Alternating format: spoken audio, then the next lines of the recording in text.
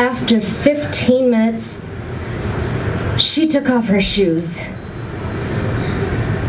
They were new and leather with a little pinch around the back.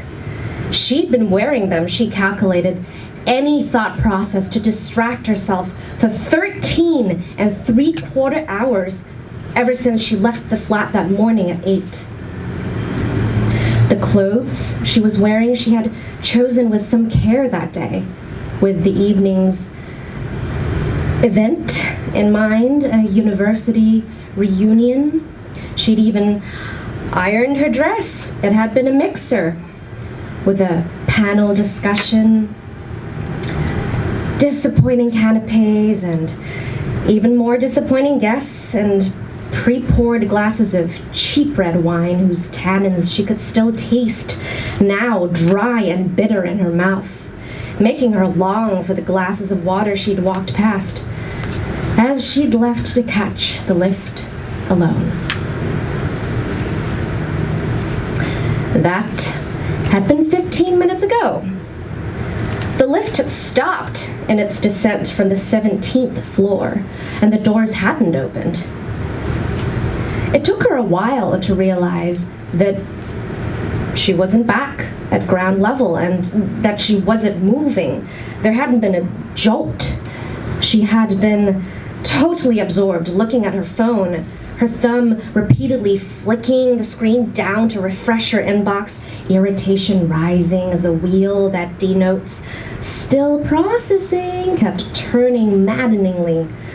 When she finally looked up, she was confused.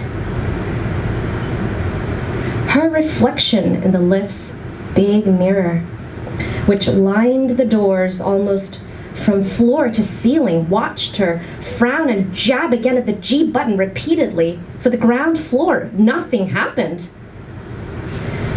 She tried the numbers for the other floors in disbelief, and then all of them, all at once, running the flat palm down, the whole roll of numbers, nothing. A yellow button at the top had a small alarm symbol on it underneath a speaker. She pressed it hard, unease rising, and waited, even tried a, "Hello? Hello?"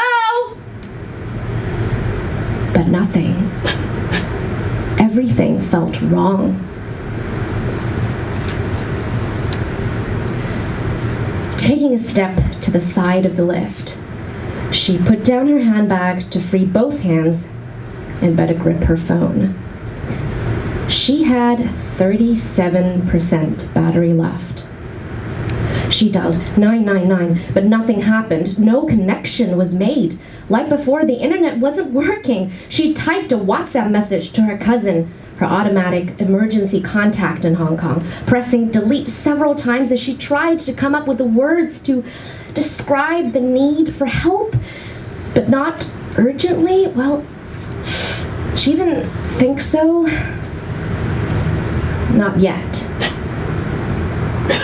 But really, actually, she did need help.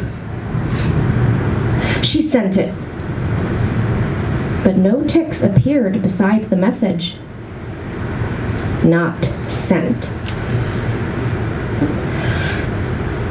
Fuck, she said out loud, noticing how crazed her own eyes already looked in her reflection as she stared towards the door, an image that bounced back and intensified the feeling.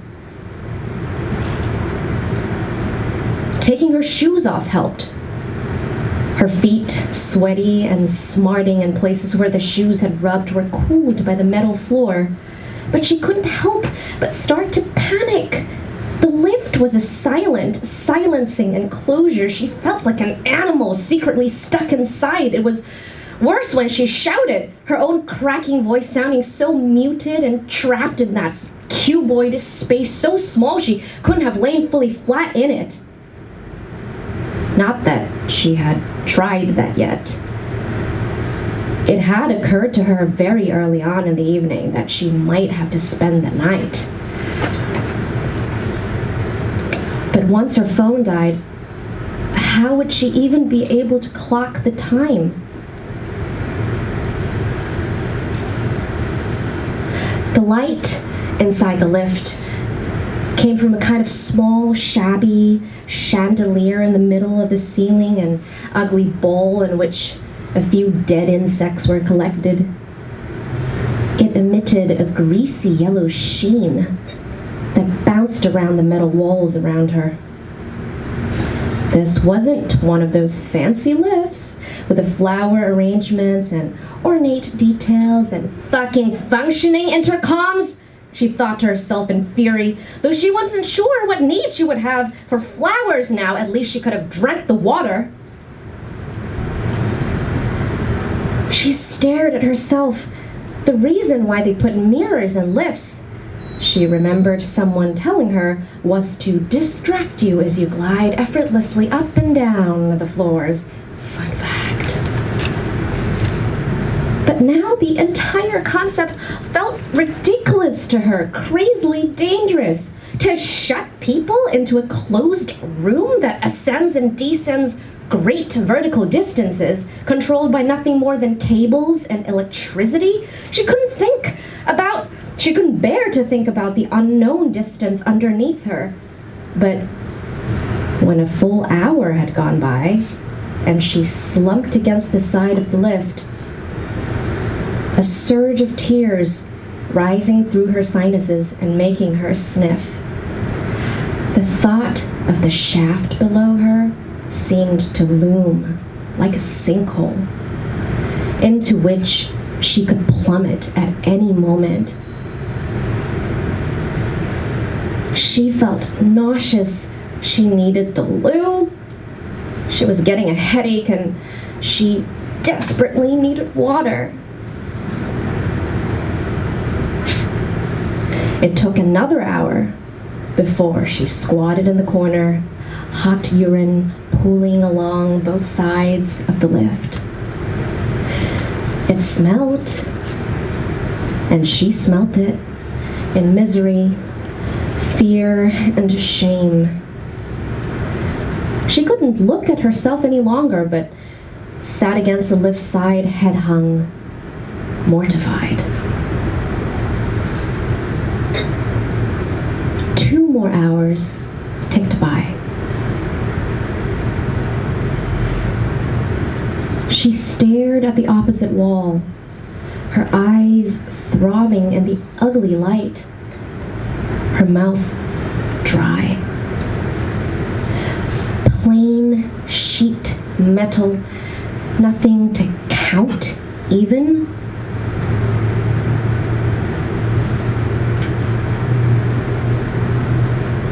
Could she die, imprisoned in here? The thought sucked all the air from her lungs, making her hyperventilate in fear. Suddenly, she got up again, pounded at the doors with her fist, and screamed for her life. She couldn't hear a thing outside, even if she pressed her ears against the door. Let me out! Let me out! Let me out! Get out of here! Help! She screamed in one breath and then collapsed back to the floor, sobbing, knocking her head against the wall and cradling it in her hands, rocking. For the next while there, she heaved on the floor, furious and desperate, without options and with fading hope. Eventually, exhaustion crept up on her, and without realizing it, she slept unconscious. She was still asleep, her hip pushed against the lift's hard floor and her head on her handbag, when the doors opened. It was 4:47 a.m., the darkest hour of the night. Although she didn't know it, her phone had died. In the ground floor alley outside, at the back of the tall office block she'd entered so many hours before, there was no one to watch her start, cry, and then desperately scrabble for the exit, falling out of it half on her knees. No one watched as outside she remained, unable to get up from the dirty floor where she slumped, head back against the alley wall, mouth open, crying in relief. Eventually, finally, she staggered to her feet. Self-awareness started to creep in after so many hours on her own. What must she look like? She expected any minute to be found by someone, to have to explain herself. The urine, the ordeal she had been through, but the alley was empty except for a few scrabbling rats. A thought struck. Nobody had to know. She could avoid having to relive this whole mortifying saga, this morbid encounter with death. It could be as if it never happened. Leaving her shoes to the lift, nothing would make her go back through those still gaping doors. She reeled off weakly down the alley and hailed a taxi, attracting no more suspicion than any of the other worse-for-wear partygoers.